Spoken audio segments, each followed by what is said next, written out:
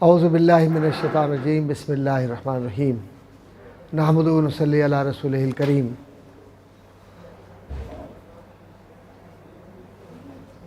مولا صلی وسلم دائما ابدا علی حبیبک خیر الخلق کلہم یا ربی بالمصطفیٰ بلغ مقاصدنا واغفر لنا ما مضی واسع الکرم۔ بعد حمد و صلوات کے میں سب سے پہلے تو اپنے وہ تمام بہن بھائی جو اس وقت یہاں اس محفل میں جسمانی طور پر موجود ہیں میرے سامنے بحرین میں، اور آج ماشاءاللہ ربیع الاول شریف کا مہینہ ہے، اور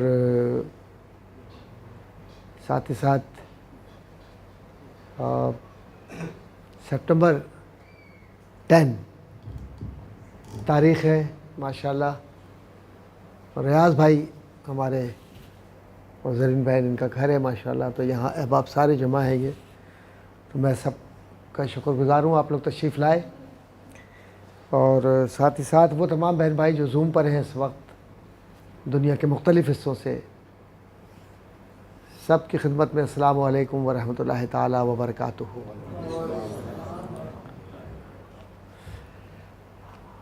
آج کی جو محفل ہے یا مجلس ہے یا آج کے جو لیکچر ہے وہ اس وجہ سے اہمیت کا حامل ہے کہ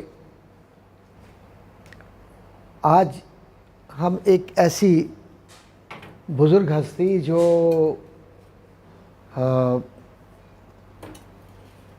علم دین کے اعتبار سے بہت زیادہ نمایاں ہے، اور اس ہستی نے بہت زیادہ خدمات سر انجام دی ہیں، ان خدمات کو آپ نظر انداز نہیں کر سکتے، کیونکہ اسلامی دنیا میں ایک بہت بڑا نام ہے، وہ یہ بند ہو گیا ہے۔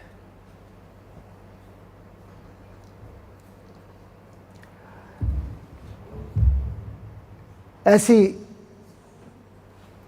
ہستیاں دنیا میں بہت کم پیدا ہوتی ہیں، بہت کم، ریئر۔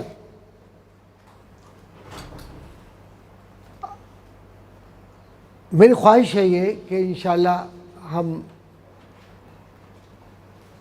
4 نشستیں ایسی رکھیں جس میں ان کی جو کتاب ہے،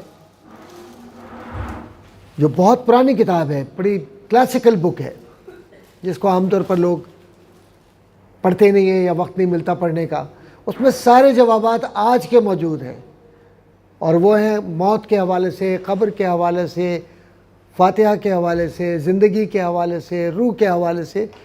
اور وہ کتاب بہت ہی مشہور کتاب ہے، شرح الصدور۔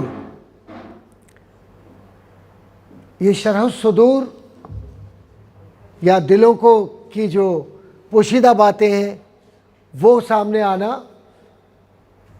حوالہ اس کا ہے قبروں کے حوالے سے۔ اور یہ کتاب بہت ہی معروف مصنف، بہت ہی معروف محقق، بہت ہی مشہور شخصیت حضرت علامہ جلال الدین سیوطی رحمۃ اللہ تعالیٰ علیہ کی بڑی مشہور کتاب ہے، لیکن عام طور پر لوگوں کے پاس وقت نہیں ہوتا۔ 1445 to 1505 سینچری، اور یہ اپنے وقت کے مجدد، اب میں مجدد کی تشریح کروں تو بڑا وقت چاہیے، محدث، مفسر، اور اسلامک اسٹڈیز کی جو ڈسپلن ہے اس کے بڑے نمایاں لوگوں میں ان کا نام ہے، اور اس کے ریفرنس پوری دنیا کے اندر مسلم اور غیر مسلم سب دیتے ہیں۔ اس لیے حضرت جلال الدین سیوطی رحمۃ اللہ تعالیٰ علیہ کی اس کتاب کو میں نے اس لیے سلیکٹ کیا پڑھانے کے لیے کہ ہم یہ سمجھ سکیں یہ ایجپشین تھے، سنی مسلم، اور پھر ساتھ ہی ساتھ ان کو جو اللہ تعالیٰ نے خاصہ دیا تھا وہ خاصہ اس اعتبار سے اہم ہے، علمی اعتبار سے، کہ انہوں نے اپنے علم کو مؤثر طریقے سے الگ الگ ڈسپلن کے ذریعے پہنچایا، اور یہ کہا جاتا ہے کہ 10ویں صدی ہجری اس میں جو انہوں نے کام کیا وہ آج اور آنے والی نسلوں کے اندر ہمیشہ نمایاں رہے گا، اور اس لیے نمایاں رہے گا کہ یہ ایک ایسے عالم ہیں کہ ان جیسے علماء صدیوں میں نہیں، زندگی میں ایک بار پتہ نہیں کس کی نسل میں پیدا ہو، ان میں سے ایک ہے یہ۔ پھر ساتھ ہی ساتھ یہ کہ یہ قرآن کو تو بیان کرتے تھے، لیکن یہ فقیہ تھے، جیورسٹ تھے، اور مسٹک، صوفی، تصوف کے، جس کو آپ علم الاخلاق کہتے ہیں، اس کے بڑے ماہرین میں ہیں، اور ان کے نام پر سارے عقیدے کے لوگ متفق ہیں، الگ الگ نہیں ہیں۔ فلاسفر تو تھے ہی، انہوں نے جو کتابیں لکھی ہیں ان کتابوں کو اگر آپ گننا شروع کریں اور پھر پڑھنا شروع کریں، آپ کی پوری عمر لگ جائے گی۔ اس کی 2 بار 3 بار 4 بار بھی پیدا ہوں گے تب جا کے شاید آپ ان کی کتابیں سمجھ کے پڑھ سکیں۔ تو آج ان کا شیخ الاسلام ٹائٹل تھا، خطاب تھا، اور یہ کہا جاتا ہے کہ 11 اکتوبر 1444 CE رجب کا جو ہے وہ 849 ہجری، اور جو انتقال ہے وہ 18 اکتوبر 1505۔ سنچری کے حوالے سے آ جائیں اور علمی اعتبار سے آ جائیں تو جو اس زمانے میں مصر میں مملوک کی حکومت تھی، اس زمانے میں یہ انہوں نے سارا کام کیا ہے۔ یہ تو چھوٹا تعارف ہوا ہے حضرت شیخ کا۔ ان کی جو کتاب ہے اور جو ان کا علمی کام ہے، اس کو ذرا سا آپ اپنے سامنے رکھیں اور دیکھیں کہ کتنا بڑا کام ہے، تو آپ یہ کہیں گے کہ حضرت جی نے یا ڈاکٹر صاحب نے جو سلیکٹ کیا اس کتاب کو کسی وجہ سے کیا۔ اس لیے میں نے اس کتاب کو سلیکٹ کیا کہ اکثر و بیشتر لوگ یہ سوال کرتے ہیں کہ جو مرنے والا ہے وہ چلا گیا دنیا سے، تو اس کا کیا اسٹیٹس ہے؟ تو نہ میں بیان کر سکتا ہوں نہ آپ، جو میرے نبی نے بیان کیا، جو قرآن نے بیان کیا، وہ اسٹیٹس ہے۔ آپ کے اور میری ذات کچھ نہیں ہے اس کے اندر۔ تو آئے پہلے سب سے پہلے یہ دیکھیں کہ یہ جو ابواب ہیں، ان ابواب میں سب سے پہلے ان کی کتاب جو شرح الصدور ہے، دلوں کی کشادگی، دلوں کا کھولنا اور اوپننس آف ہارٹ، اس کا فلسفی کیا، کیوں رکھا انہوں نے اس کتاب کا نام؟ انہوں نے کہا جب تک قلب یا دل کھلے گا نہیں، ذہن نہیں کھلے گا۔ قرآن میں آیا نا، الم نشرح لک صدرک، اے محبوب صلی اللہ علیہ وسلم کیا ہم نے تمہارے دل کو کھولا نہیں؟ تو پتہ چلا ہے کہ سارے علم کا مرکز دل ہے، اور پھر ذہن اس کو قبول کرتا ہے۔ تو یہ بھی کہا گیا نا کہ جس دل میں شیطان بیٹھ جائے، جب ذکر اللہ نہیں ہوتا تو دل میں شیطان آ جاتا ہے، تو جب دل میں شیطان آ جاتا ہے تو وہ دل کو قابو کر لیتا ہے، اس میں بیماریاں شروع ہو جاتی ہیں انسان کے اندر، جھوٹ بولنا، نفرت کرنا، فراڈ کرنا، چیٹنگ کرنا۔ اور جب دل پاکیزہ ہو، ذکر اللہ ہو، تو خود بخود آپ کے دل کے اندر رحمان رہتا ہے، تو نور ہی نور رہتا ہے۔ تو اس لیے دل کو انہوں نے سلیکٹ کیا، شرح صدور، یعنی دلوں کا کھلنا، دلوں کے اندر کشادگی پیدا ہونا، یا دلوں کے جو اس کی جو وڈتھ ہے اس کو انہوں نے مخاطب کیا۔ فرماتے ہیں، اب میں یہاں سے شروع کرتا ہوں ان کے خطبے سے، کہ تمام تعریفیں اللہ تعالیٰ کے لیے ہیں جس نے جس کو چاہا غفلت کی نیند سے بیدار کیا، اور رب وہ ہے کہ ہر انسان کو غفلت سے اٹھا کر جگاتا ہے اور یہ بتلاتا ہے کہ زندگی کیا ہے، موت کیا ہے۔ فرماتے ہیں کہ شرح الصدور بشرح حال الموتى والقبور، اللہ رب العزت نے اگر میری عمر میں برکت عطا فرمائی تو اس کے ساتھ اس کتاب میں شامل کروں گا بہت سارے عنوانات کو، جن میں قیامت کی علامت بھی ہوں گی، بعثت کا مقصد یعنی پیدا کیوں ہوا انسان یہ بھی بیان کروں گا، جنت و جہنم کا بھی ذکر ہوگا، اور اس کے اندر کچھ اور بھی کتابیں شامل کروں گا میں اپنی۔ میری خواہش ہے کہ اللہ مجھے میری زندگی میں برکت عطا فرمائی۔ یہ حضرت شیخ نے اس وقت اپنی کتاب میں لکھا۔ پھر فرماتے ہیں کہ جو میری کتاب ہے یہ بہترین اور شافی یا انف بک ہے کہ عالم برزخ کا بیان اس میں بے مثال میں نے کیا ہے۔ برزخ کیا ہوتا ہے؟ برزخ معلوم ہے نا کیا ہوتا ہے؟ ابھی آگے آئے گا۔ برزخ بہت سنا ہے ہم نے، اور بہت سارے لوگوں کو اس بات کا انتظار تھا۔ اب اس زمانے میں وہ کہہ رہے کہ بہت سارے لوگوں کو اس بات کا انتظار تھا کہ میں ایسی کتاب لکھوں کہ جس میں موت اور زندگی کے سارے فلسفے کو بیان ہو، اور میں اس میں ذکر کروں گا موت اور اس کی فضیلت کو، ملک الموت اور اس کے مددگاروں کا حال کہ ملک الموت کے ساتھ اور کیا کیا ہوتے ہیں، اور نزع کے وقت یعنی مرنے کے وقت میں جو سانس اکھڑتا ہے اور مرنے کے وقت میں جو زندہ انسان واپس جا رہا ہوتا ہے اس کی فیلنگز کیا ہوتی ہیں۔ پھر میں یہ بیان کروں گا کہ روح کا جسم سے جدا ہو کر اللہ کی بارگاہ میں کس طرح پہنچنے کا پروسیس ہے، طریقہ کار ہے، اور پھر یہ دوسری ارواح کے ساتھ مری ہوئی نئی روح کیسے جا کے رکتی ہے، قبر اور اس کی سختی کا اور اس کے عذاب کا طریقہ کار کیا ہے، نفع دینے والے کون سے کام ہیں اور نقصان دینے والے کون سے کام ہیں، اور جو مرض الموت ہے جس کو آپ سکرات کہتے ہیں، سکرات، اس میں مرض الموت کے اندر کیا کیا پہچان ہے اس کی کہ موت کیسے آتی ہے۔ اور میں نفخ صور تک یعنی جب سور پھونکا جائے گا نفخ صور تک، تو وہ سارا پروسیس کو بیان کروں گا اپنی اس کتاب میں، اور بطور حوالہ مرفوع احادیث، موقوف آثار اور مقطوع آثار پیش کروں گا۔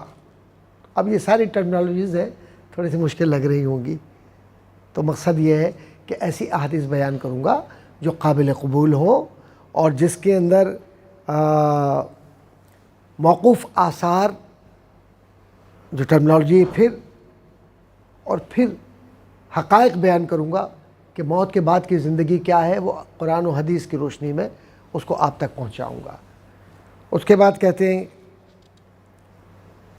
کہ میں نے ایسی حدیثیں اپنی اس کتاب میں جمع کی ہیں کہ جس پر علماء نے اتفاق کیا ہے،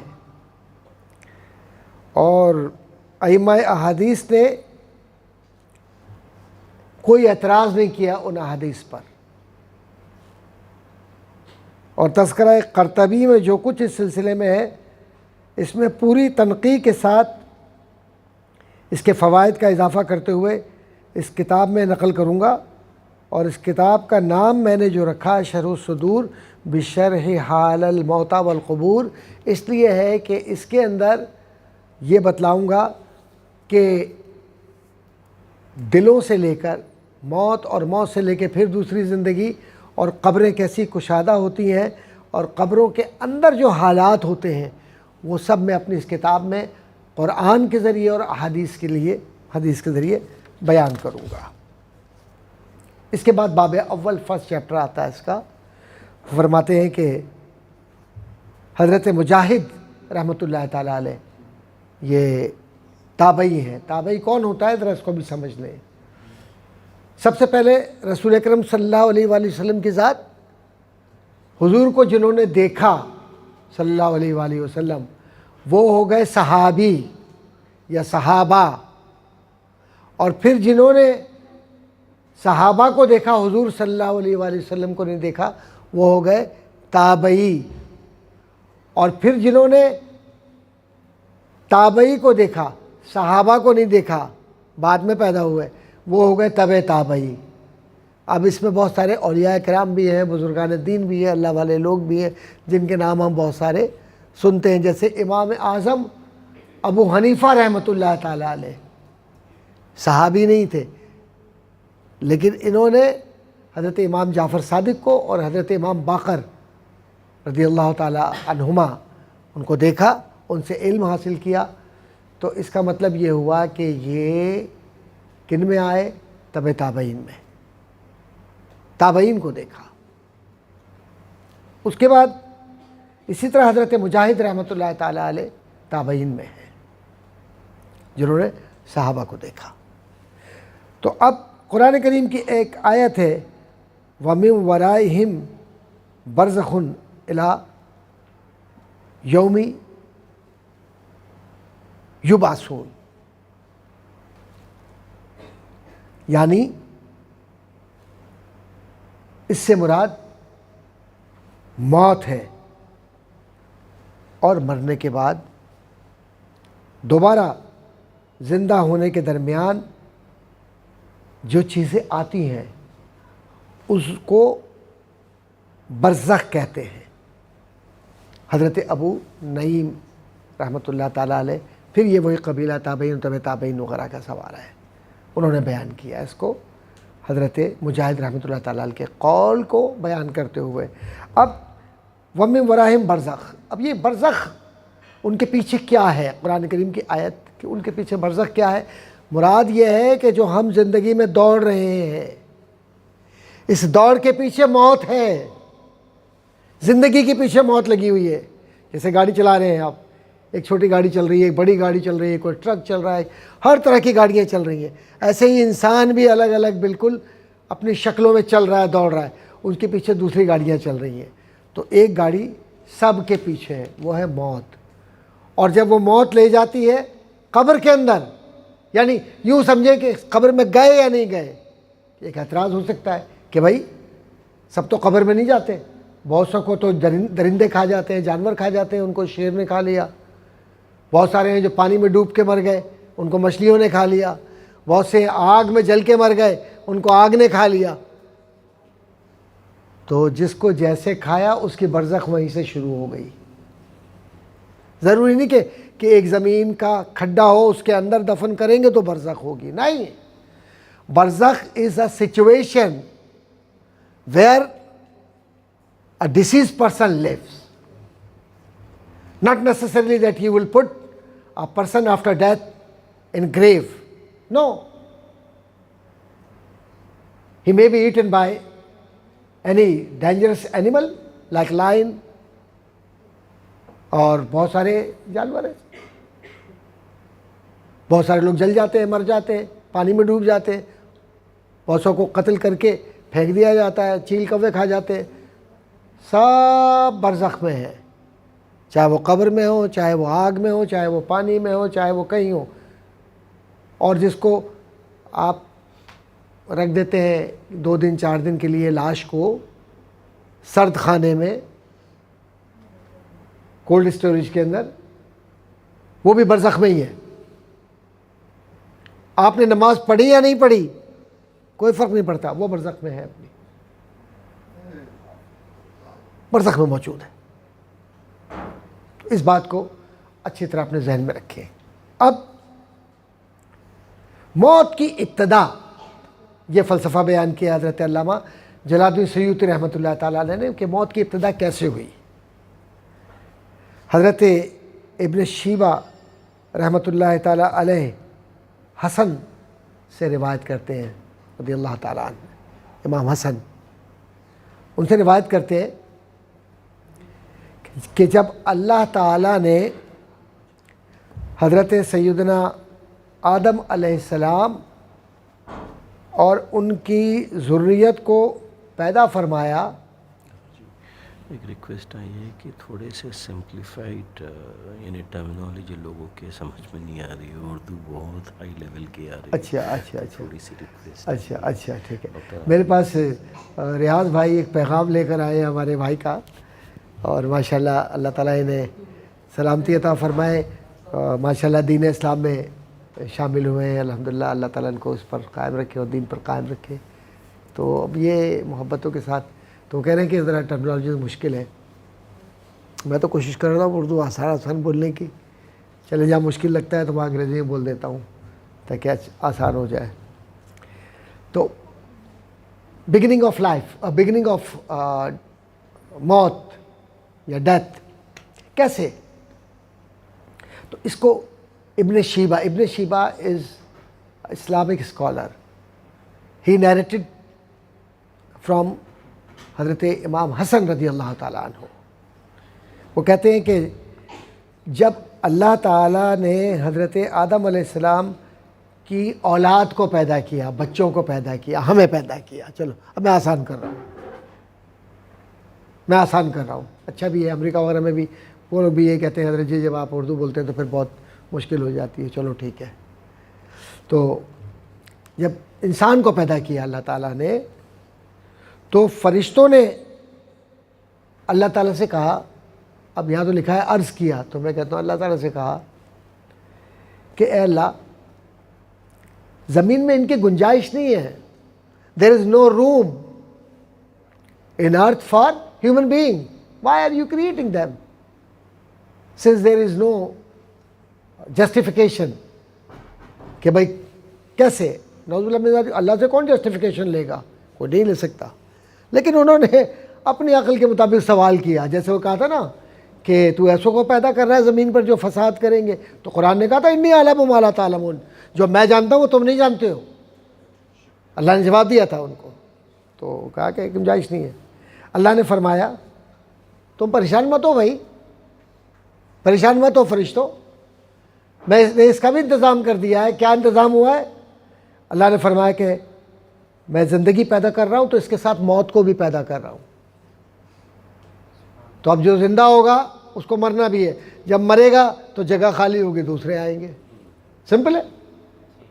تو ہمیشہ رہنے کو ہی نہیں آیا، اسی کی ذات باقی رہنے والی ہے اور کسی کی ذات نہیں رہ سکتی. تب فرشتوں نے کہا کہ ان کی زندگی اس موت کی وجہ سے تو انسرٹین ہو جائے گی اور بڑی عجیب سی ہو جائے گی کہ پیدا ہوئے اور مر گئے. تو اللہ تعالیٰ نے اس کے جواب میں فرمایا کہ ہاں موت کو ان کے لیے رکھا ہے. یہ پریشان ہو جائیں گے کہ ہمیں تو مرنا ہے، ہمیں تو مرنا ہے. تو میں پھر ان کے اندر ایک اور چیز بھی پیدا کروں گا انسانوں میں، اور وہ ہے امید. امید کو کہتے ہیں ہوپ. تو جب میں ان میں ہوپ پیدا کروں گا تو وہ امید کیا ہوگی کہ میں ان کو یہ بتلاؤں گا کہ تم اچھے کام کرو گے تو مجھ سے بھی ملو گے، مجھے دیکھو گے بھی اور میرے راز کو بھی پاؤ گے، مجھ سے محبت کرو گے، میری جنت بھی ملے گی اور میری جنت کی نعمتیں بھی ملے گی. تو اس امید کے اوپر خوشی خوشی کہیں گے ارجعی الی ربک راضیۃ مرضیہ، اے روح اللہ کے جانب خوشی خوشی لوٹ جا، کیونکہ میں اس سے راضی ہوں، وہ مجھ سے راضی ہے. تو اب اس کا مطلب یہ ہوا کہ once the life he wants to understand more. تھوڑا سا اوپر سے گیا ان کی. ہاں کوئی بات نہیں، ابھی میں انگلش میں سمجھا دوں گا اس کو. اب اللہ سبحانہ و تعالیٰ کریٹڈ لائف، اللہ سبحانہ و تعالیٰ کریٹڈ ڈیتھ، اللہ سبحانہ و تعالیٰ created hope, and then finally we were connected by Nabi Kareem sallallahu alaihi wa sallam as he connected us with Allah subhanahu wa ta'ala, and he explained the philosophy of life and death, good and bad, and the purpose of life. How would you live in this world with code of conduct and code of ethics? اب کیسے جینا ہے، کیسے رہنا ہے، سچ بولنا ہے، تکلیف نہیں دینی، کسی کے ساتھ جھوٹ نہیں بولنا، خراب نہیں کرنا، کسی کو کمتر، کسی کو انفیریئر نہیں سمجھنا، سب اللہ کی نگاہ میں برابر ہے. So this is philosophy of life and he taught اس صلی اللہ علیہ وآلہ وسلم کہ کیسے ایک اسٹینڈرڈ سیٹ کر دیا انہوں نے اور یہ بتلا دیا کہ کیسے زندہ رہنا ہے۔ اب اس کے بعد حضرت مجاہد رحمۃ اللہ تعالیٰ علیہ، سب تابعین تو تابعین کی باتیں ہو رہی ہیں، حضرت مجاہد رحمۃ اللہ تعالیٰ علیہ روایت کرتے ہیں کہ جب اللہ تعالیٰ نے حضرت آدم علیہ السلام کو زمین پر بھیجا تو ارشاد فرمایا، اللہ نے حکم دیا کہ ویران ہونے کے لیے بناؤ، ویران ہونے کے لیے بناؤ اور مرنے کے لیے پیدا کرو۔ ویران ہونے کے لیے اس دنیا میں یہ مت سمجھنا کہ یہ رونقیں ہمیشہ ایسی رہیں گی، ایک دن یہ رونقیں ختم ہو جائیں گی، تو یہ دماغ میں رکھ کر دنیا میں رہنا۔ ہاں، اس دنیا میں رہنا ہے تو آدم کی اولاد کو یہ کہا ہے اللہ نے، یہ مت سمجھنا ہمیشہ یہ لائٹیں اور یہ چیزیں یہ سب کچھ ایسے ہی رہے گا، نہیں۔ کیوں بھیجا گیا تم کو؟ کہ سمجھنا کہ یہ ویران ہے، اور پھر اپنے آپ کو یہ بھی مت سمجھنا ہمیشہ تم یہیں رہو گے، اسی طرح رہو گے، واپس لوٹنا ہے میری طرف۔ تو اس لیے میرے پاس آنے کے لیے کچھ تیاری کرو۔ ایگزام پیپر وہاں ہوگا قبر کے اندر، ایگزامینیشن پیپر وہاں دیا جائے گا قبر میں، بتا تیرا رب کون ہے، تیرا نبی کون ہے صلی اللہ علیہ وآلہ وسلم، تیرا دین کیا ہے، اچھے اعمال برے اعمال کیا کیا ہے، سب پیپر آ جائے گا سامنے۔ تو اس کے لیے یہ پریپریشن پیریڈ ہے جس کے اندر ہمیں we will have to prepare ourselves to return to Allah subhanahu wa ta'ala with proper good deeds۔ الدنیا مزرعۃ الآخرہ، دنیا حضور نے فرمایا صلی اللہ علیہ وآلہ وسلم نے، یہ دنیا آخرت کی کھیتی ہے، جو تم یہاں پر لگاؤ گے وہی نکلے گا، تو پھر اس کے اندر وہ چیز لگاؤ جو نفع دے، اور اس چیز سے جان چھڑاؤ جو کانٹے پیدا کر کے چبھے۔ زہر مت اگاؤ جو پی کر آدمی مر جائے۔ رسول کی محبت کو، دین کو اپنے ساتھ لے کر چلو تاکہ آخرت اچھی ہو۔ اس کے بعد سیکنڈ چیپٹر جو آیا ہے بڑا خوبصورت ہے، ایک اور کہ جان اور مال کے نقصانات پر موت کی دعا کرنا منع ہے۔ مثال کے طور پر کبھی بزنس میں نقصان ہو گیا، ہو جاتا ہے، کبھی بچہ پیدا ہوا اور مر گیا، ہوتا ہے۔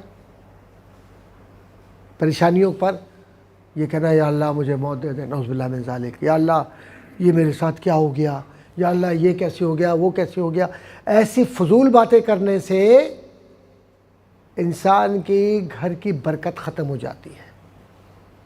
حضرت انس رضی اللہ تعالیٰ عنہ صحابی ہے، کمپینین، فرماتے ہیں کہ نبی کریم صلی اللہ علیہ وسلم نے فرمایا کہ اگر تم میں سے کسی پر کوئی مشکل آ جائے، کوئی مصیبت آ جائے، تو اس وجہ سے موت کی کبھی تمنا نہ کرنا۔ اگر موت کی تمنا کرنی ہے تو پھر اس طرح کرو کہ اے اللہ، جب تک میرے لیے زندگی بہتر ہے تو تو مجھے زندہ رکھ، اور جب میرے لیے موت بہتر ہو تو مجھے موت عطا کر دے، تیری رضا کے ساتھ میں خوش ہوں۔ سبحان اللہ، ماشاءاللہ تو کہا کریں۔ یہ تو محسوس ہو کہ بحرین میں کچھ لوگ بھی بیٹھے ہوئے ہیں، زور سے بولیں ہاں الحمدللہ۔ ہمارے بہن بھائی جو بیٹھے ہوئے ہیں ان کو تو پتہ چلے کہ کچھ لوگ ہیں۔ اچھا جناب، حضرت ابو ہریرہ رضی اللہ تعالیٰ عنہ ایک صحابی ہیں، بہت حدیثیں انہوں نے بیان کی ہیں۔ وہ فرماتے ہیں کہ نبی کرم صلی اللہ علیہ وآلہ وسلم نے فرمایا کہ تم میں سے کوئی شخص موت کی تمنا نہ کرے، یعنی خواہش نہ کرے، کوئی موت کی خواہش نہ کرے، اور موت آنے سے پہلے اس کی دعا نہ کرے، کیونکہ جب کوئی مر جاتا ہے تو اس کے اعمال کا سلسلہ ختم ہو جاتا ہے، اعمال ختم ہو جاتے ہیں۔ اس لیے مومن کی زیادہ عمر ہوگی تو زیادہ نیکی کے کام کرے گا، زیادہ نیکی کے اعمال کرے گا، تو اگر وہ دعا کرتا ہے کہ مجھے موت آ جائے مجھے موت آ جائے، تو اس کا مطلب یہ ہے کہ نیک اعمال جو وہ کرنے والا ہے اس کو ختم کرنے کی دعا کر رہا ہے۔ آئی سمجھ میں بات؟ اس کے بعد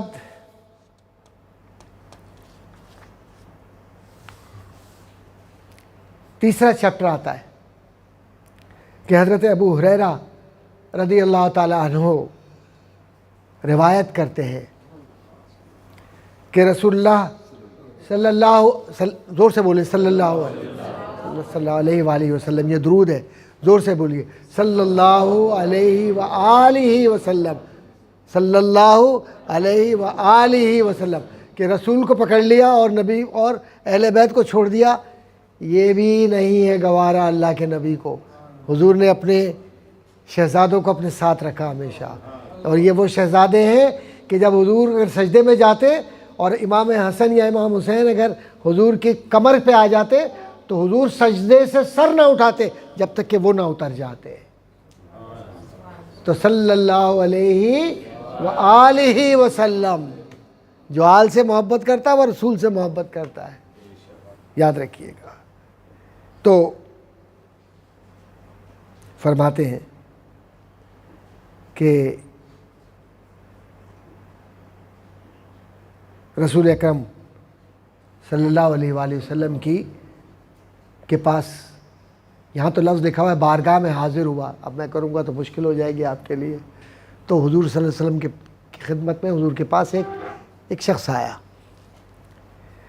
اور یہ کہا کہ یا رسول اللہ صلی اللہ علیہ وآلہ وسلم، لوگوں میں سب سے اچھا انسان کون ہے؟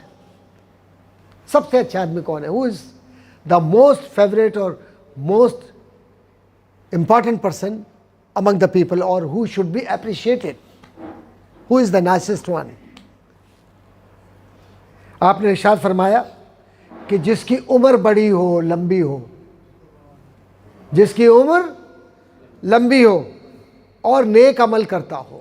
اب عمر کیوں ملی ہے؟ نیک عمل کرنے کے لیے، یہ نہیں کہ وہ شراب پینے کے لیے بیٹھ جائے، آوارگی کے لیے بیٹھ جائے، بزنس چلا رہا ہے، نمازیں چھوڑ رہا ہے، کہا آخر میں دیکھ لیں گے، حج کر لیں گے، چلو تھوڑا سا کچھ پیسے اللہ کی راہ میں خیرات کر دیں گے۔ اللہ کو ضرورت نہیں ہے تمہارے نہ حج کی نہ پیسوں کی، تمہیں عمر اللہ نے دی ہے اپنی عبادت کے لیے، تم اس کی امانت کو کہیں اور خرچ کر رہے ہو، اس کا مطلب ہے کہ رب کو ناراض کر رہے ہو۔ اب تو سمجھ میں آ رہی ہے اردو؟ آسان ہے؟ ٹھیک ہے جی، ادھر جو بات واضح ہو رہی ہے علی میاں، چلو ماشاءاللہ۔ تو فرمایا، تو اس شخص نے عرض کیا یا رسول اللہ صلی اللہ علیہ وسلم، اور لوگوں میں سب سے برا آدمی کون ہے؟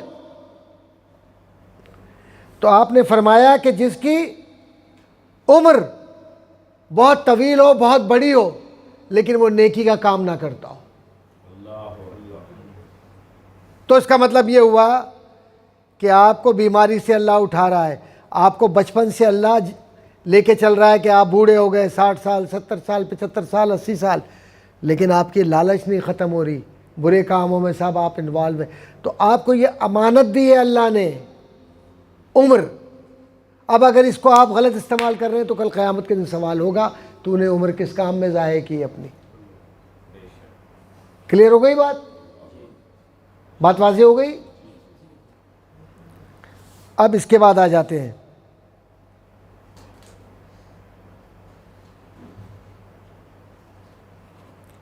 ایک حدیث، رمضان کے روزے رکھنے والا شہید سے پہلے جنت میں جائے گا۔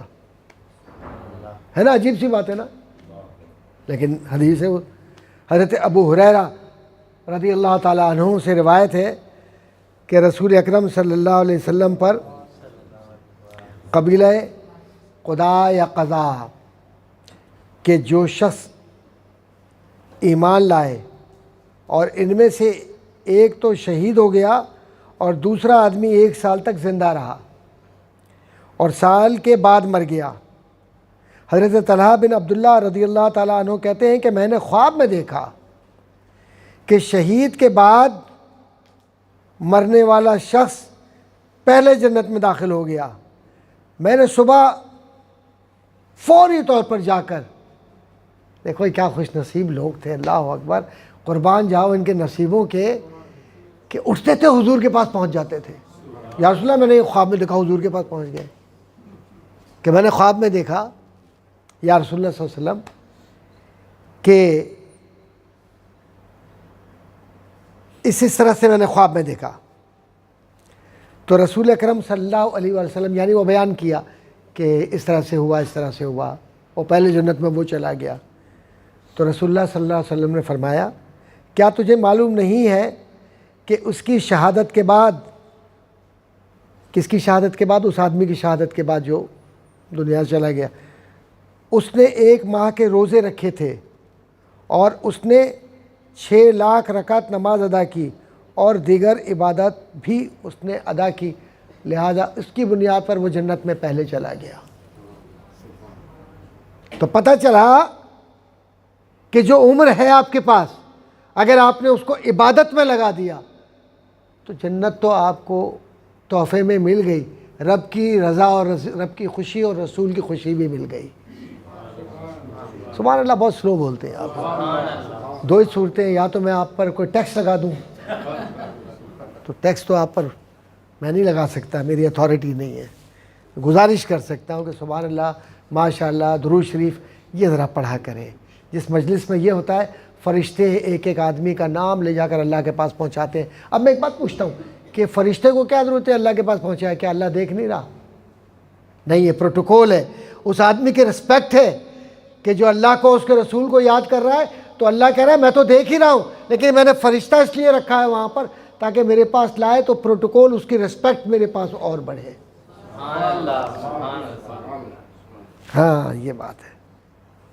حضرت طلحہ رضی اللہ تعالیٰ عنہ سے روایت ہے کہ سرکار دو عالم صلی اللہ علیہ وآلہ وسلم نے ارشاد فرمایا کہ اللہ تعالیٰ کے نزدیک اس شخص سے زیادہ کوئی بہتر نہیں ہے جو اسلام میں بوڑھا ہوا ہو اور اللہ کی تسبیح، تعریف اور تکبیر میں پوری عمر گزاری ہو.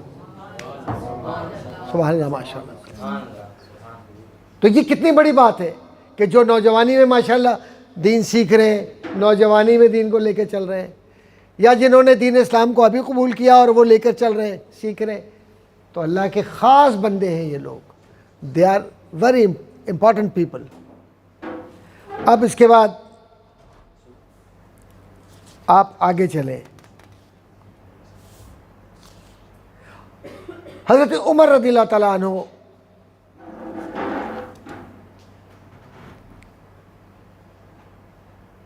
کا ایک قول نقل کر رہے ہیں جو حضرت مالک سے ہے.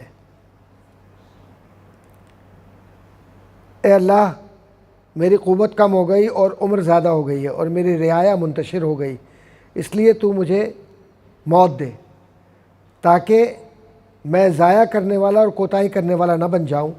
روایت میں آتا ہے کہ ابھی 1 ماہ بھی نہ گزرا تھا حضرت عمر رضی اللہ تعالیٰ عنہ شہید ہو گئے. اب یہ سوال یہ ہے کہ کیوں بھائی؟ وہاں تو کہا جا رہا ہے کہ یہ موت کی، تو مراد یہ ہے کہ اللہ، معنی مراد یہ ہے کہ اللہ اگر میرے لیے بہتر ہے تو تو جاننے والا ہے، تیرا فیصلہ ہے، تو جس طرح کر. لیکن وہ جو کوسنا ہوتا ہے نا اپنے آپ کو، یہ کیا زندگی ملی اللہ، اور پھر وہ شروع کر دیتے ہیں عجیب سی حالت، ان چیزوں سے منع کیا گیا ہے. وہ منع کیا گیا، سختی سے منع کیا ہے.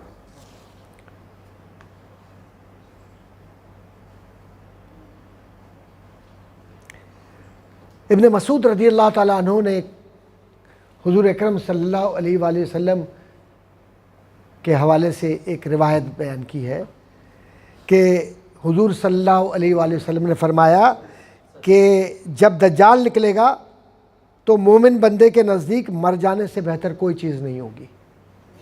دجال ایک فتنہ ہے، ایک ایول پاور ہے. یہ دجال will emerge or will come to destroy humanity, to destroy Islam, and he will start killing people. So Allah's Prophet sallallahu alaihi wasallam conveyed that it is better for whom? For a person کہ وہ مر جائے دجال کے فتنے کے دیکھنے سے پہلے. تو مرنا کیا ہے؟ مرنا کیا ہے؟ مرنے سے مراد یہ ہے کہ اپنے اعمال کو زیادہ سے زیادہ کرے. مرنے سے مراد یہ نہیں خودکشی کر لے. خودکشی جو کرتا ہے، سوسائڈ کرتا ہے، وہ حرام ہے، اس کی بخشش نہیں ہے. وہ قیامت تک اپنے آپ کو اسی سچویشن میں ڈال کر مارے گا پھر زندہ کرے گا، مارے گا پھر زندہ کرے گا. یہ عذاب ہے. کسی نے فرض کرے پانی میں کود کے خودکشی کر لی، قیامت تک وہ پانی میں کود کود کے خودکشی کرتا رہے گا. آگ میں جا کے جل گیا، زہر کھا لیا، تو وہ قیامت تک یہی کرتا رہے گا. اس کے بعد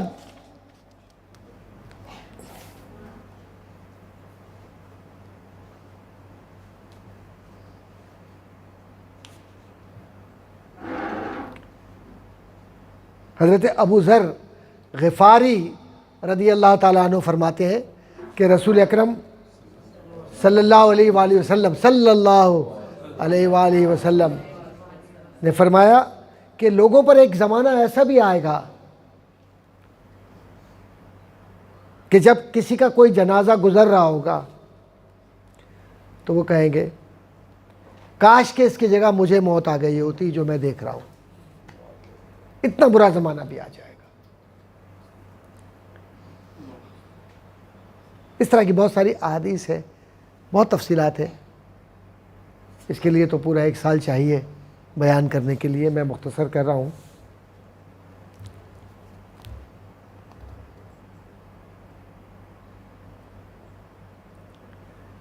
اسی طرح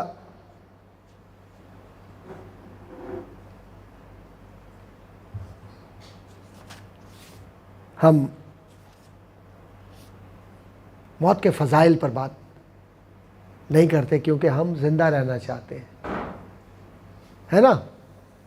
موت کی فضیلت پہ بات کی، قبر کی بات کی، ڈر لگنا شروع ہو جاتا ہے. رات کو مردے نظر آتے ہیں، رات کو مردے کا ہاتھ نکلے گا پکڑ لے گا. کوئی بیچارے کہ کسی کا انتقال ہو گیا، گھبرا کے نہ جاتے ہی نہیں اس کے قریب، کہیں اٹھ کے نہ کھڑا ہو کے پکڑ لے. ارے بھائی، آپ کو موت پہ یقین ہی نہیں ہے، آپ کو موت سے محبت نہیں ہے، اس لیے ہے. اگر آپ کو پتہ ہو، یقین ہو، تو آپ کبھی ڈرے ہی نہیں. مومن کبھی موت سے نہیں ڈرتا. بلال بن سعد نے ایک تقریر میں اپنی گفتگو میں فرمایا، جس کو ابو شیخ اور ابو نعیم نے نقل کیا ہے، بزرگان دین میں، پرانے بزرگوں میں ہے. کہا ہے کہ اے زندگی اور زندہ رہنے والوں، جو ہمیشہ ہی چاہتے ہو کہ تم ہمیشہ زندہ رہو، اور تم یہ سمجھتے ہو کہ تمہیں فنا کے لیے یعنی ختم ہونے کے لیے پیدا نہیں کیا گیا ہے، اور تم نے یہ سمجھ لیا ہے کہ تم ایک گھر سے دوسرے گھر میں نہیں جاؤ گے، یعنی اس گھر سے قبر میں نہیں جاؤ گے، تو یہ تمہاری بھول ہے. یاد رکھو، تم جس دن پیدا کیے گئے ہو اسی دن تمہارے ساتھ تمہاری موت بھی پیدا کر دی گئی ہے. تو یہ ریالٹی ہے. حضرت عمر بن عبدالعزیز رضی اللہ تعالیٰ عنہ، بہت مشہور نام ہے، وہ فرماتے ہیں تم ہمیشہ رہنے کے لیے پیدا کیے گئے ہو، لیکن یہ یاد رکھو کہ ایک گھر سے دوسرے گھر کی طرف بھیجے جانے کے لیے. وہاں قبر میں رہو گے، پھر آخرت میں جاؤ گے، تو یہ رہنے کا ہی ہے سلسلہ، لیکن گھر بدلتے رہیں گے. تو ایک گھر میں یہ مت سمجھنا کہ بحرین میں یا پاکستان میں یا امریکہ یا کینیڈا یا جاپان جرمنی میں ہی ہمیشہ اسی گھر میں رہوں گا. یہ گھر بدلتے رہیں گے، جانا ہے تو اس کی تیاری کرو گھر بدلنے کی. جیسے ایک مسافر ہوتا ہے نا، اپنے سامان کو تیار رکھتا ہے، تو ایک مومن بھی ہمیشہ تیار رہتا ہے رب کی طرف جانے کے لیے.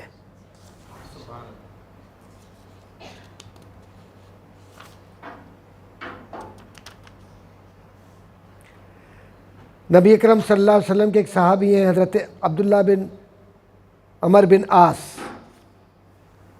انہوں نے فرمایا کہ نبی اکرم صلی اللہ علیہ وسلم نے فرمایا کہ الدنیا سجن المومن و جنت الکافر. دیکھیں دنیا مومن کے لیے قید خانہ ہے. It is like a jail. اور جو کافر ہے اس کے لیے یہ جنت ہے, like a paradise. He enjoys, he lives lavishly. او بس مرنا ہی نہیں ہے کبھی, اور پھر اچانک پھس کر کے ہوا نکل جاتی ہے, ختم. تو مومن کے لیے تو یہ قید خانہ ہے. اس لیے موت سے گھبرانے کی ضرورت نہیں ہوتی. موت کو یاد رکھنا چاہیے. 5 وقت جب بھی نماز پڑھے, یہ بھی نہیں کہ طاری کر لیں مجھے مرنا ہے, مجھے مرنا ہے, مجھے مرنا ہے, مجھے, ایسا بھی نہیں ہے بھائی. اللہ نے زندگی دی ہے, نعمت ہے, پازیٹیو سوچو. لیکن یہ نہیں کہ موت سے ڈر رہے ہیں. ایک شخص آیا, حدیث یاد آ گئی مجھے, سبحان اللہ, حضور کی. ایک شخص آیا, پڑھا لکھا نہیں تھا, آ کر یہ کہتا ہے یا رسول اللہ صلی اللہ علیہ وسلم قیامت کب آئے گی؟ رسول اکرم صلی اللہ علیہ وسلم نے ایسے کر کے دیکھا غور سے اور فرمایا تو قیامت کا سوال کر رہا ہے کہ قیامت کب آئے گی؟ تو یہ بتا تیاری کیا کی ہے تو نے؟ ایک دم وہ سوچ میں پڑ جاتا ہے. وہ کہتا ہے یا رسول اللہ صلی اللہ علیہ وسلم قیامت کی کوئی تیاری نہیں کی میں نے. غور سے سنیے گا, قیامت کی میں نے کوئی تیاری نہیں کی ہے. ہاں لیکن ایک بات ہے کہ میں اللہ سے بہت پیار کرتا ہوں, اس کے بعد آپ سے بہت پیار کرتا ہوں, بس اس کے علاوہ میں نہیں جانتا. حضور نے فوراً فرمایا تو پھر تو سمجھ لے کہ تو جس سے محبت کرتا ہے قیامت کے دن اسی کے ساتھ اٹھے گا. موت کی بہترین تیاری اللہ سے محبت, رسول سے محبت ہے. حضور نے فرمایا ہے کہ کل قیامت کے دن جب تو اٹھے گا, تو مجھ سے محبت کرتا ہے, اللہ سے محبت کرتا ہے, تو میرے ساتھ ہی اٹھے گا. یہ مطلب ہے اس کا. اور پھر ایک اور حدیث میں بھی ہے کہ جو جس سے محبت کرتا ہے وہ اسی کے ساتھ اٹھایا جائے گا. تو جو دنیا سے محبت کرتا ہے, شرابیوں سے, زانیوں سے, آوارہ لوگوں سے, لچوں سے, جھوٹوں سے, ڈھونگیوں سے, تو انہی کے ساتھ اٹھے گا. اور جو اولیاء کرام سے محبت کرتا ہے, اپنے مرشد سے محبت کرتا ہے, اپنے علماء سے محبت کرتا ہے, اپنے دیندار سلف صالحین سے محبت کرتا ہے, محدثین سے محبت کرتا ہے, مفسرین سے محبت کرتا ہے, پاکیزہ لوگوں سے محبت کرتا ہے, اور قرآن کے بموجب ولا ان اولیاء اللہ لا خوف علیہم ولا هم یحزنون, جو اللہ کے نیک بندوں سے, اللہ کے دوستوں سے محبت کرتا ہے, کل وہ انہی کے ساتھ اٹھایا جائے گا.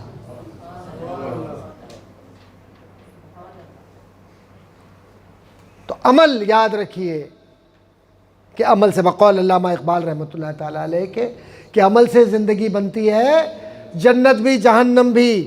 یہ خاکی, یہ جو ہے نا جسم, یہ سب مٹی مٹی ہے, کچھ بھی نہیں ہے اس میں. یہ خاکی اپنی فطرت میں نہ نوری ہے نہ ناری ہے.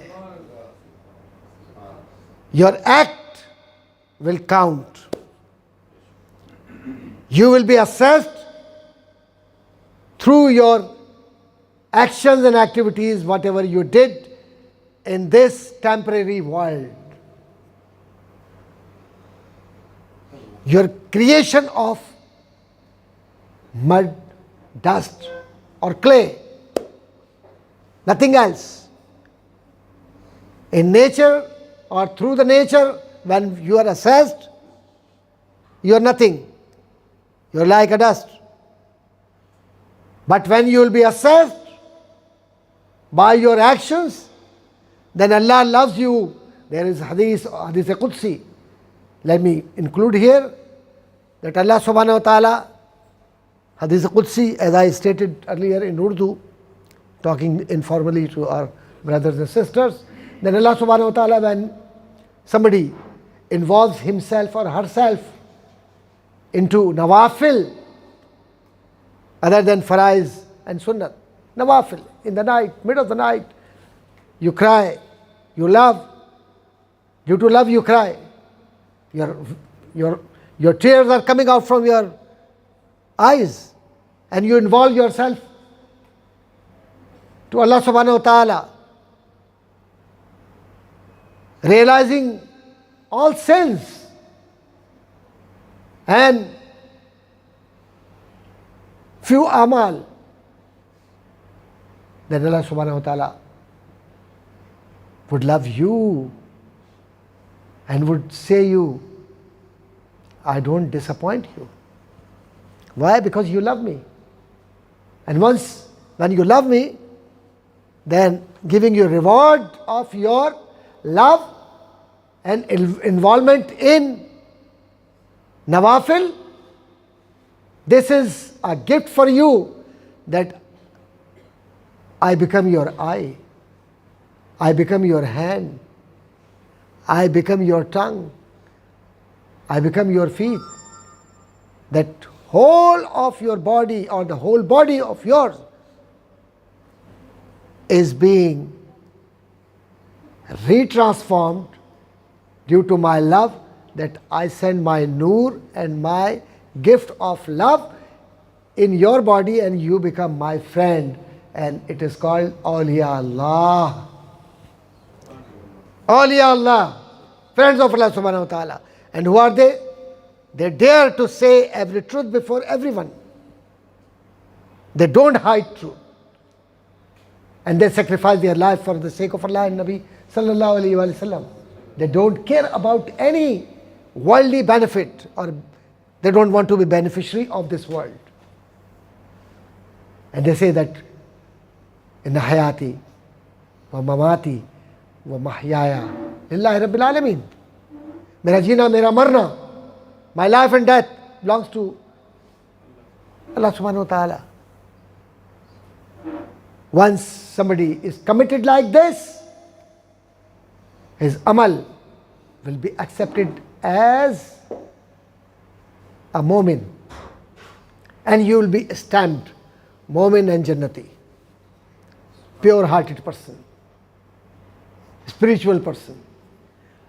And the gift, later on I will mention that if you utilize your life for the sake of riza or will of Allah and Nabi sallallahu alaihi wasallam, there are so many gifts, hidden gifts to awliya, nobody knows. You don't need any food. Any food. Believe me, there are so many examples. Day and night, their stomach is empty, but they are satisfied. They don't need. In their hands, in their pocket, they don't have any money. They are fuqara, but they are happy. Thousands of dollars or millions of dollars are brought by kings to them. They refuse to accept. They say, no, I would not accept it. Why? The simple reason is that you got all these things, or your wealth is from, the earning of your wealth is a result of unfair means. So I don't accept. So many examples. Why? Because they realized, they always kept one thing in mind, that I am not here to live forever. I will have to return to Allah subhanahu wa ta'ala. Then which kind of face will be shown to Allah subhanahu wa ta'ala if I am getting all these dirty things in this world?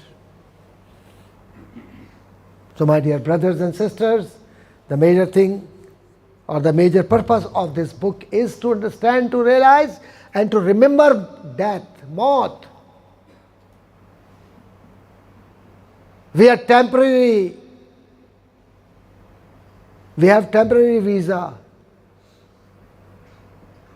No green card, no yellow card, no red card. Temporary visa. Anytime you may be asked, the period is over, come on, aa jao. Now, when you will be asked to come back, the spirit or soul which is inside the body, it will be tactfully searching for a place to hide. This person who can be identified as the lover of the world. Time is over, come on. That person would say, I am glad to see my Allah subhanahu wa ta'ala. Come on, I am ready. This is Mu'min. This is Mu'min. سمجھ میں آئی کچھ بات؟ کہ مومن اور کافر اپنی موت کو یا مشرک یا مرتد یا جو اعمال میں دنیا کو سب کچھ سمجھتے ہیں، ان کی روح اپنے آپ کو بچانے کے لیے چھپتی ہے ملک الموت سے، اور جو مومن ہوتا ہے وہ کہتا ہے میں تو اللہ سے ملنے کی خواہش کرتا ہوں، لے چلو مجھے، اس کو کوئی پرواہ نہیں ہوتی۔ ہاں، اللہ اکبر۔ حضرت طاؤس رحمۃ اللہ تعالیٰ علیہ فرماتے ہیں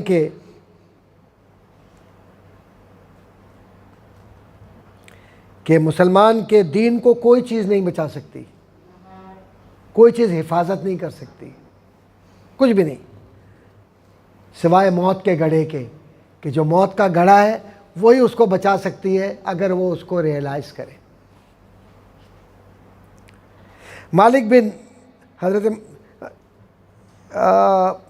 حضرت ابن مسعود رضی اللہ تعالیٰ عنہ فرماتے ہیں کہ مومن کے لیے اللہ تعالیٰ کی ملاقات سے بہتر کوئی اور نعمت ہے ہی نہیں۔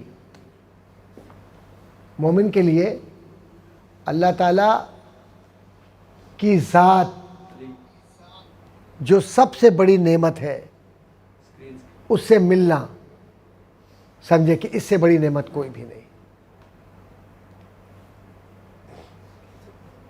اب یہ جو نعمت ہے اللہ کی موت، تو اس کو آپ گھبراؤ مت، اس کو آپ یہ سمجھو یہ اللہ کی نعمت ہے، یہ اللہ سے ملانے کا ٹائم ہے، تو اس کی تیاری کرو نا۔ ایک بادشاہ کے پاس جانا ہے، میں پوچھتا ہوں آپ سے، ایک دنیاوی بات کرتا ہوں، ایک بادشاہ کے پاس جانا ہے نا، بادشاہ کے پاس جانا ہے، تو بادشاہ نے کہا کل آپ کو 3 بجے 2 بجے 1 بجے مجھ سے ملنے آنا ہے، آپ کیا کرو گے؟ نیکر پہن کے، چڈی پہن کے، جوتے بغیر، کوئی پالش نہیں، پھٹے ہوئے کپڑے، بال نہیں بنے ہوئے، برش نہیں کیا ہوا، کہو چلو بادشاہ سے ملنے، بادشاہ کے دروازے پہ جاؤ گے کبھی آپ؟ ارے دنیا کے لیے آپ اتنی تیاری کرتے ہو، جو بادشاہوں کا بادشاہ ہے اس سے ملنا ہے تو کیا خوشبو لگا کے جاؤ گے؟ تو اعمال خوشبو ہیں، کپڑے ہیں، لباس ہے آپ کا نور ہے چہرے کا اعمال۔ یہ تیاری کرو گے نا، نہ موت سے ڈر لگے گا اور نہ اعمال کا خطرہ ہوگا۔ ہاں بس یہ ہے کہ کہتے رہو گے اللہ مجھے اعمال پر فخر نہیں ہے، لیکن تیری بخشش پر اور تیرے کرم پہ فخر ہے، اعمال پہ فخر نہیں ہے۔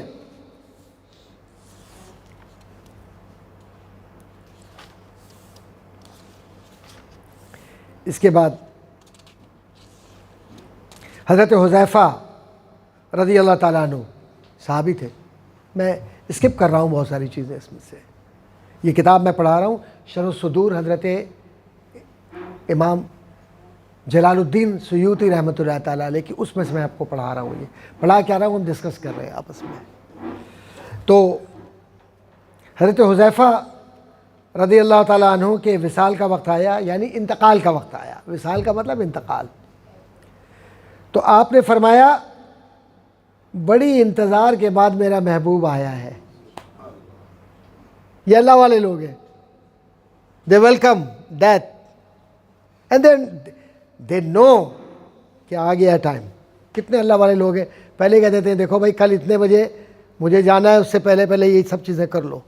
کتنے واقعات موجود ہیں ہمارے اپنے ہی خاندان کے بزرگوں کے ہیں، یعنی ہوں گے لیکن آپ لوگوں نے اس پر توجہ نہیں دی کبھی۔ کہتے ہیں کہ بڑی انتظار کے بعد میرا محبوب آیا ہے، اور جو شرمندہ ہوا اس کی کامیابی ناممکن ہے، اور اللہ تعالیٰ کا شکر ہے کہ جس نے مجھے فتنوں کی ابتدا سے پہلے اپنے پاس بلا لیا ہے۔ فتنہ میرے پاس نہیں آیا، اللہ نے مجھے اس سے پہلے ہی بلا لیا ہے۔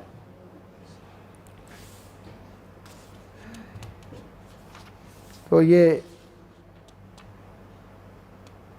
حضرت مسروق فرماتے ہیں، ابن مبارک اور ابن ابی الدنیا راوی ہیں اس کے، کہ حضرت مسروق فرماتے ہیں کہ مجھے اس چیز کے علاوہ کسی چیز پر کبھی رشک نہیں آتا کہ مومن مسلمان عذاب قبر سے محفوظ ہو جائے اور دنیا کے مصائب سے نجات حاصل کر لے۔ ابن ابی شیبہ نے بھی اس مضمون کو ایک حدیث کے اس حوالے سے بیان کیا ہے. اب میں اس کو آسان اردو میں سمجھا دیتا ہوں. مراد یہ ہے کہ مجھے سب سے زیادہ خوشی اس بات پر ہوتی ہے کہ جب ایک مسلمان کو یا نیک کام کرنے والے کو، ایک مومن کو اللہ تعالیٰ نے یہ خوشخبری دے دی ہے کہ اس کے ایمان کی وجہ سے اس کو قبر میں عذاب نہیں دیا جائے گا، بلکہ جب سوال جواب ہو جائے گا تو اس کے بعد کہیں گے تو آرام سے سو جا، رب تجھ سے راضی ہے.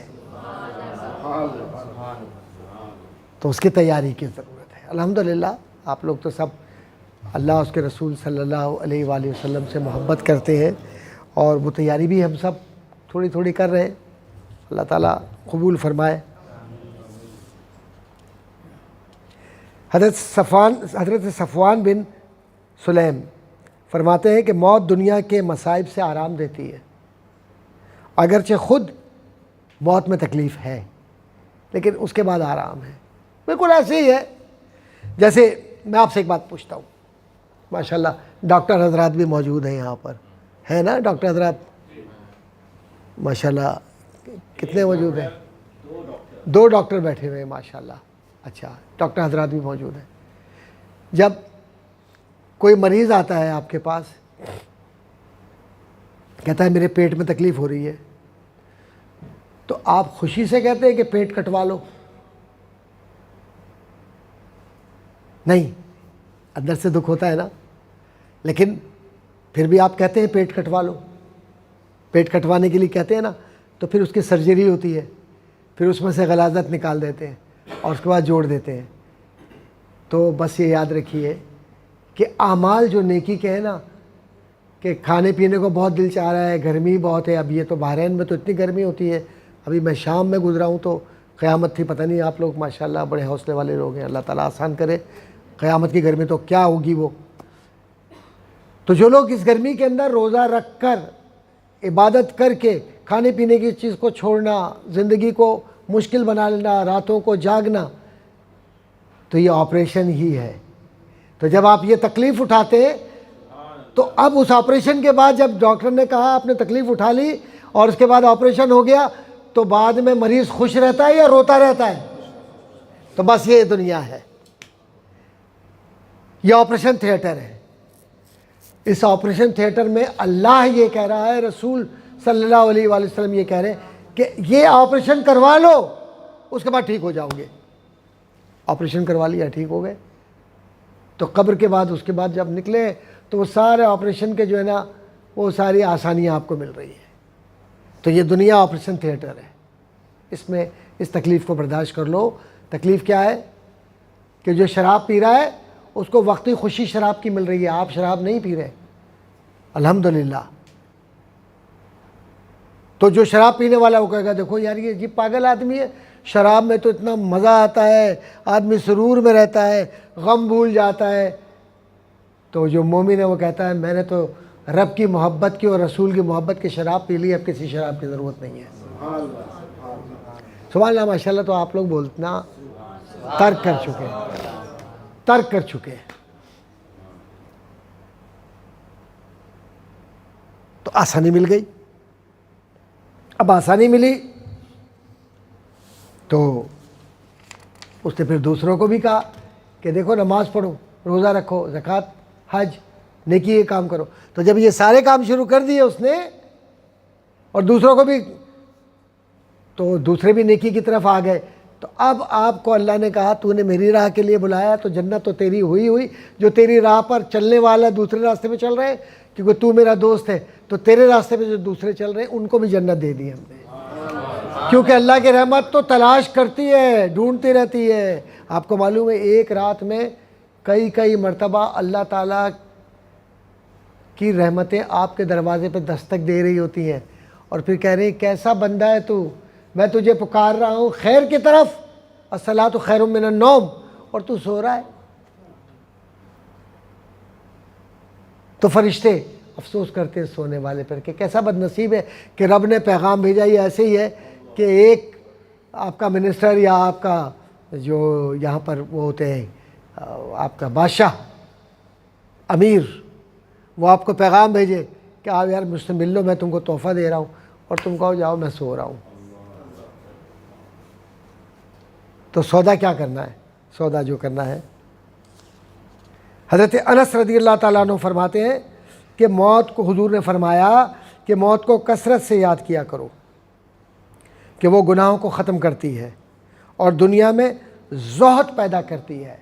یعنی جب موت کو یاد کرو گے تو خود بخود اللہ سے محبت پیدا ہوگی، خوف پیدا ہوگا، اور جو برائی ہے خرابی ہے اس کو بھول جاؤ گے اور نیکی کے کام کرو گے. تو موت تمہیں نیکی یاد دلاتی ہے. اس کے بعد سرکار دو عالم صلی اللہ علیہ وآلہ وسلم جب اپنے صحابہ کو، اپنے کمپینینز کو غفلت میں پاتے، مطلب ریلیکس موڈ میں، غفلت سے مراد ریلیکس موڈ میں پاتے، تو بلند آواز سے زور سے رسول اکرم صلی اللہ علیہ وآلہ وسلم فرماتے تھے اپنے صحابہ کو، اے لوگو تمہارے پاس موت آ گئی ہے اور یہ تمہارے لیے ایک اچھا پیغام لے کر آئی ہے، اور یاد رکھنا کہ جب بھی موت آتی ہے اچھا پیغام لے کر آتی ہے تو وہ لے لو، اور بدبختی کا پیغام لے کر آئے، یعنی تباہی کا، بربادی کا پیغام لے کر آئے، تو پھر اپنی آخرت کی تیاری صحیح طرح سے کرو. کس سے فرما رہے ہیں حضور صلی اللہ علیہ وآلہ وسلم؟ اپنے صحابہ سے جو حضور کو دیکھ کر جنت کے حقدار بن گئے. پھر بھی حضور یاد دلا رہے ہیں کہ مت بھولنا کہ اعمال نیک کرو تاکہ موت جو دستک دے رہی ہے دروازے پر وہ نیکی کا کام ہو. تو غفلت سے بچنا ہے. یہ جو سو رہے نا، سوتے سوتے ہیں، وہ مجھے شعر یاد آ گیا. شعر کیا ہے؟ شعر خوبصورت ہے کہ سونے والے رب کو راضی کر کے سو، عشاء کی نماز پڑھ لے. بیوی کا کوئی حق ہے تو بیوی کو دے دے، اولاد کا حق ہے تو اولاد کو دے دے، بہن کی کوئی حق بنتا ہے، حصہ بنتا ہے جائیداد میں تو بہن کو دے دے. سونے والے رب کو راضی کر کے سو. رب اس وقت راضی ہوتا ہے جب اس کے بندے راضی ہوں، ایسے نہیں. کیسے راضی ہوتا ہے رب؟ جب بندے راضی ہوں. اور ناراض کب ہوتا ہے؟ جب اس کا کوئی بندہ ناراض ہو جائے آپ سے. کیسے؟ ایک حدیث ہے، میں یہ پڑھ کر میرے رونگٹے کھڑے ہو جاتے ہیں. قیامت کی حدیث ہے، بہت طویل حدیث ہے. قیامت کے دن ایک شخص پیش کیا جائے گا اللہ کے سامنے، بڑا نمازی، پرہیزگار، متقی، سارے فرائض پورے کر کے. اللہ منہ پھیر لے گا، ایسے کر کے منہ پھیر لے گا، نہیں دیکھے گا اس طرف. یا اللہ میں نے تو اس دن کے لیے دعائیں کی تھی. اللہ کہے گا جہنم میں لے جاؤ، جہنم میں لے جاؤ. یا اللہ میرا قصور؟ ہاں سن لے تیرا قصور کیا ہے. میں ایک دن تیرے دروازے پر آیا تھا، بھوکا پیاسا تھا، تجھ سے مانگا تھا میں نے. اللہ اکبر.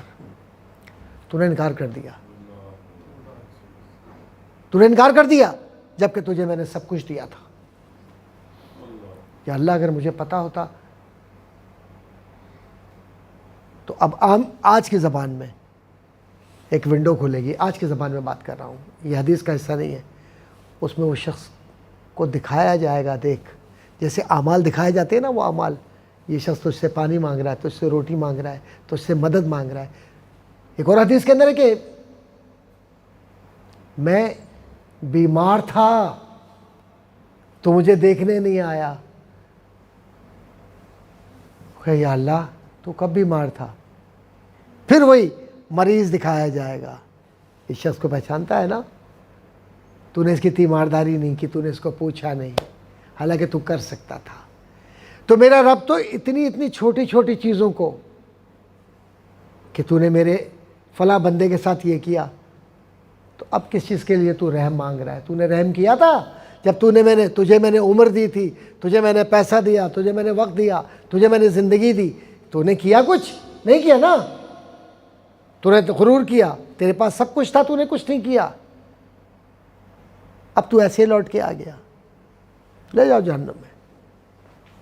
اور ایک طرف وہ ہے، رب کی رحمت دیکھو، حضور صلی اللہ علیہ وآلہ وسلم قربان جائیں، اللہ اکبر، حضور نے تو سب کچھ بیان کر دیا، ہم بدبخت لوگ ہیں، ہم سنتے نہیں، سمجھتے نہیں ان چیزوں کو۔ کیا ہوا؟ حضور بیان کرتے ہیں، حضور فرماتے کہ تم سے پہلے اے صحابہ، تم سے پہلے، میں ایک مفہوم بیان کر رہا ہوں حدیث کا، بنی اسرائیل کی ایک عورت تھی جو پراسٹیٹیوٹ تھی، طوائف تھی، اپنا جسم بیچتی تھی، گزر رہی تھی، دیکھا کہ ایک کتا سخت گرمی کے اندر پیاس سے اس کی زبان باہر نکل رہی ہے، مر رہا ہے۔ اس نے کسی طرح سے بھی کوشش کر کے، پانی بہت گہرا کنویں کے اندر تھا، تھوڑا سا نکالا اور اس کی زبان پہ، اس کے منہ پہ رکھا تو اس کو راحت ملی۔ اللہ کو ادا پسند آئی، اللہ نے کہا جنت بھیج دو۔ یہ رب ہے، اس کی رحمت تلاش کرتی ہے، وہ آپ کے عمل کا بھوکا نہیں ہے، وہ تو تمہیں تلاش کر کے دیکھتا ہے تمہاری نیت کیا ہے۔ نہ تمہارے خون قربانی کا پہنچتا ہے، نہ گوشت پہنچتا ہے، کچھ بھی نہیں، لن ینال اللہ، لیکن تمہاری نیت پہنچتی ہے کہ تم کس نیت سے کر رہے ہو۔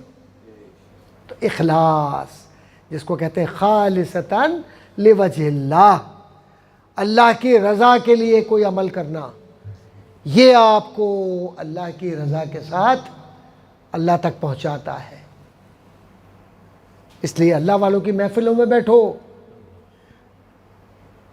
بزرگان دین نے کہا ہے، صحابہ نے کہا ہے، اللہ والوں کی محفل میں بیٹھو، اللہ کے دوستوں کی محفل میں بیٹھو، دل نرم ہوتے ہیں۔ جب دل نرم ہوگا تو خود بخود اللہ کے بندوں سے محبت کرو گے، کیونکہ ایک حدیث ہے، الخلق عیال اللہ، یہ جو زندگی ملی ہے نا، یہ اپنے لیے نہیں ملی ہے، الخلق عیال اللہ، اللہ کی تو کوئی عیال نہیں ہے، کوئی اولاد، گھر، فیملی نہیں ہے۔ عیال سے مراد کہ الخلق عیال اللہ، یہ جو مخلوق ہے اللہ کی، یہ اللہ کی محبوب مخلوق ہے جس کو اللہ اپنے عیال، اپنی فیملی کہہ رہا ہے۔ تو مراد یہ ہے کہ میں ان سے اپنے اولاد کی طرح پیار کرتا ہوں، تم بھی ان سے پیار کرو۔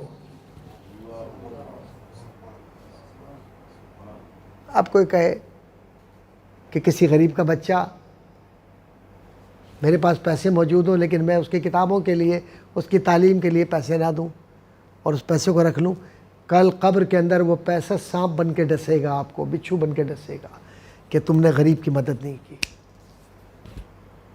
قیامت کے دن پھر وہ پہنچا، جو ضرورت مند ہوں گے وہ سب تمہارے پاس آ کر پوچھیں گے، بتاؤ، تمہارے اعمال دے دیے جائیں گے، نیکی جو تھوڑی بہت کی ہوگی، اس کے بعد کیا رکھا ہوا ہے۔ حضور نے فرمایا ہے اعمال تقسیم ہو جائیں گے تمہاری نیکی کے، جہاں جہاں زیادتی کی ہوگی اس میں۔ اس لیے غریب رشتہ داروں کا بہت خیال رکھو۔ موت تو آنی ہے، کتنا بھی فرار ہو، موت تو ملنی ہے، موت کو چکھنا ہے، کل نفس ذائقۃ الموت، ہر نفس کو ذائقہ چکھنا ہے اس کا۔ Everybody will have to taste. Everybody will have to go through the process of death, the procedure of death, sakrat, and then he will be living or she will be living in barzakh, a hollow in which nothing would help except your amal. اور یہ اعمال اس وقت ہوں گے صحیح جب موت کو خوف کے لیے نہیں بلکہ موت کو رب سے ملنے کے لیے یاد کرتے رہو، تب ہوگا۔ تو میرے عزیزو،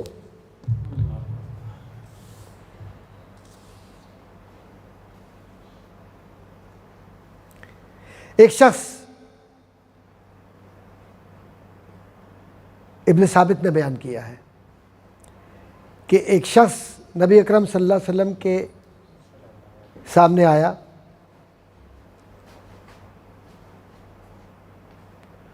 اور یہ ایسا شخص تھا کہ جس کی حضور صلی اللہ علیہ وسلم کی بارگاہ میں، یعنی حضور صلی اللہ علیہ وسلم کے سامنے سارے صحابہ نے تعریف کی تھی. تو رسول اللہ صلی اللہ علیہ وآلہ وسلم نے پوچھا کہ تم تو سب تعریف کر رہے ہو، یہ بتاؤ کہ وہ موت کو یاد کرتا ہے یا نہیں کرتا ہے. دیکھیں اسسمنٹ کیسا حضور کر رہے ہیں صلی اللہ علیہ وآلہ وسلم. نہیں، بہت سلو بولتے ہیں آپ لوگ. میں یہ بند کر دوں گا کتاب، محفل ختم. یا پھر صلی اللہ علیہ وآلہ وسلم بولیے بار بار. درود شریف پڑھیں، اللہم صلی علی سیدنا مولانا محمد وعلی آل سیدنا مولانا. انہی کے وسیلے سے تو یہ سب کچھ مل رہا ہے نا ہمیں. ہم ان پر درود نہ پڑھیں تو فائدہ کیا. کہا کہ کیا وہ موت کو بھی یاد کرتا ہے کہ نہیں کرتا. لوگوں نے عرض کیا کہ وہ موت کو یاد نہیں کرتا. آپ صلی اللہ علیہ وآلہ وسلم نے فرمایا کہ پھر سمجھ لو کہ وہ شخص ایسا نہیں ہے جیسا تم سمجھتے ہو. ایسا نہیں ہے جیسا تم سمجھتے ہو.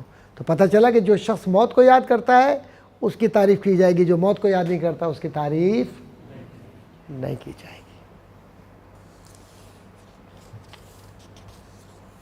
حضرت طارق محاربی رضی اللہ تعالیٰ عنہ فرماتے ہیں کہ سرکار دو عالم صلی اللہ علیہ وآلہ وسلم نے مجھ سے فرمایا کہ موت آنے سے پہلے تم موت کی تیاری کر لو. موت آنے سے پہلے تم موت کی تیاری کر لو. وہ عربی ہے نا اس کی، موتو قبل ان تموتو، یہ وہ ہے.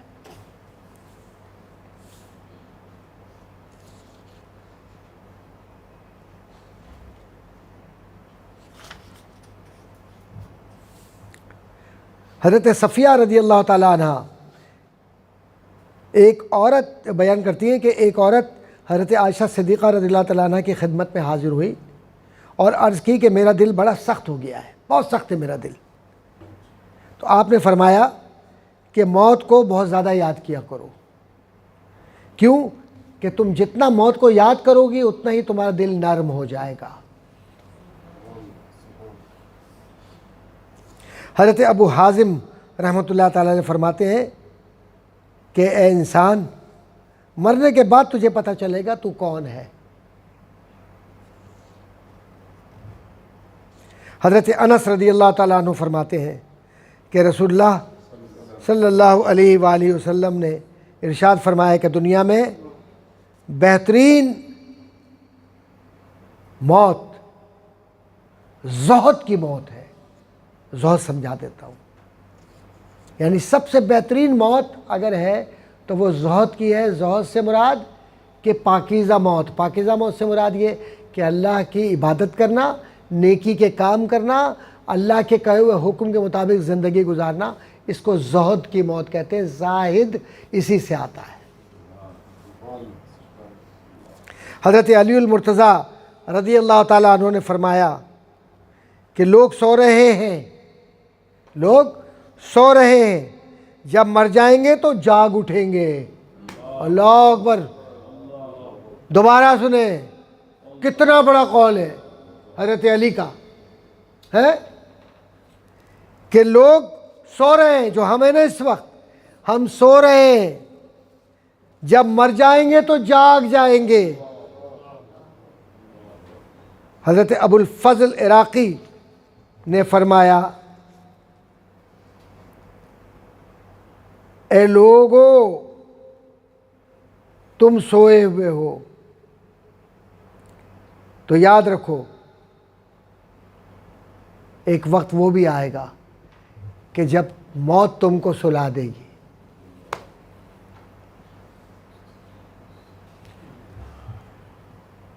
رسول اللہ صلی اللہ علیہ وآلہ وسلم کی ایک حدیث کو ابو ہریرہ رضی اللہ تعالیٰ عنہ نے بیان کیا ہے. رسول اللہ صلی اللہ علیہ وسلم نے فرمایا کہ جو بھی مر جاتا ہے وہ مرنے والا پشیمان ہوتا ہے، یعنی اس کو افسوس ہوتا ہے وہ کیوں مر گیا. لوگوں نے عرض کیا یا رسول اللہ صلی اللہ علیہ وآلہ وسلم، اس کو پشیمانی یا شرمندگی یا شیم کیوں فیل ہوتی ہے، کیوں محسوس ہوتی ہے؟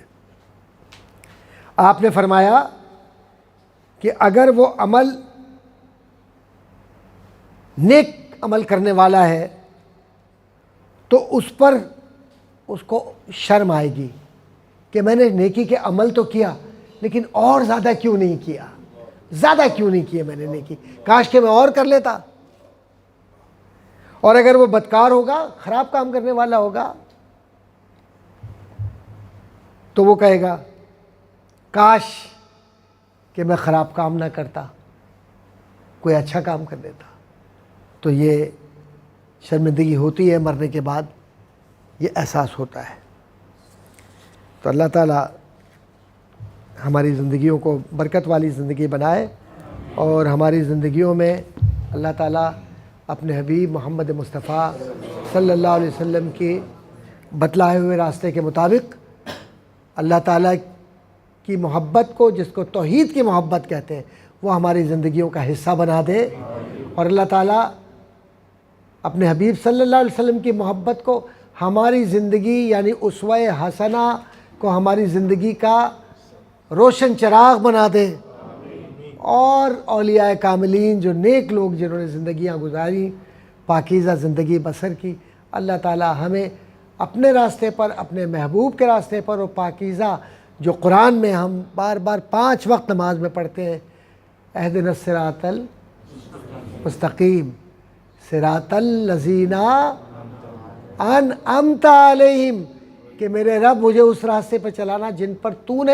انعام کیا، بلیسنگز بھیجی، اس راستے پہ چلانا، صراط الذین انعمت علیہم، اس راستے پہ چلانا۔ اے محبوب تیرے راستے پہ چلنے والوں کے راستے پر چلنے دینا، اور ان راستوں پر چلنے والا بنا جو تجھ سے محبت سکھلائے، موت کو حق سمجھے، لیکن زندگی کو تیرے کرم سے برکت والی زندگی بنا، تاکہ اعمال صالحہ کر کے یا اللہ تیری طرف کچھ نہ کچھ تھوڑا سا جو ٹوٹے پھوٹے اعمال ہیں وہ لانے کا ذریعہ بن جائے۔